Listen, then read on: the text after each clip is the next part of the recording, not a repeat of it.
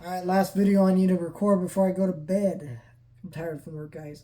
Godzilla X Kong, New Empire. I went to go see this movie today. I didn't have time to record a review because I went to work right after and wasn't home and stuff. It's a whole thing. So I'm sorry this review is late, and my other video on my other channel's uploading late. It's just the whole thing. I usually don't do that, but today I just was fuck it.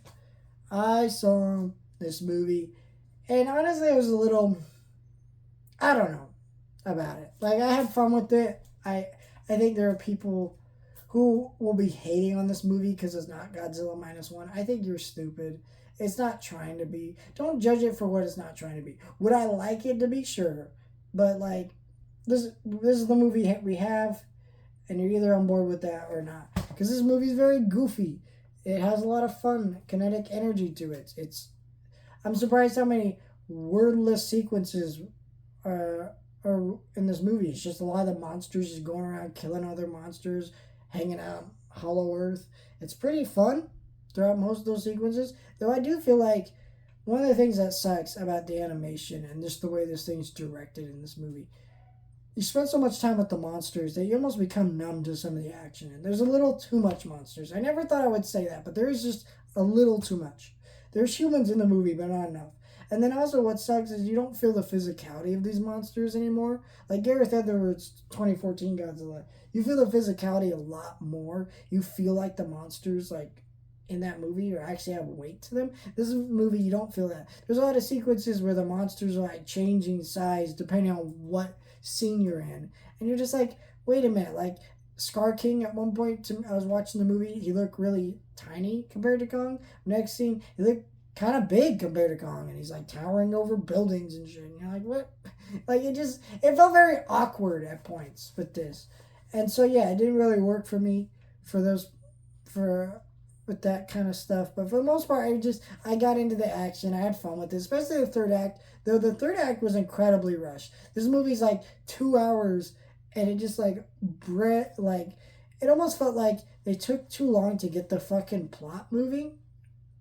And then all of a sudden, like, we have all these scenes where like Kong's like fucking ripping apart a monster and eating it, and like all these like just moments with Kong just doing shit, right? When they could have just used that stuff to really flesh out like the ending and make it flow a little bit better. I mean, and also it does. I think these Godzilla X Kong movies are pretty shitty because they're not when it comes to the Godzilla stuff. Like Godzilla was kind of the bad guy in that movie where Kong's like the fucking hero, and in this movie, Godzilla and Kong team up to help each other out.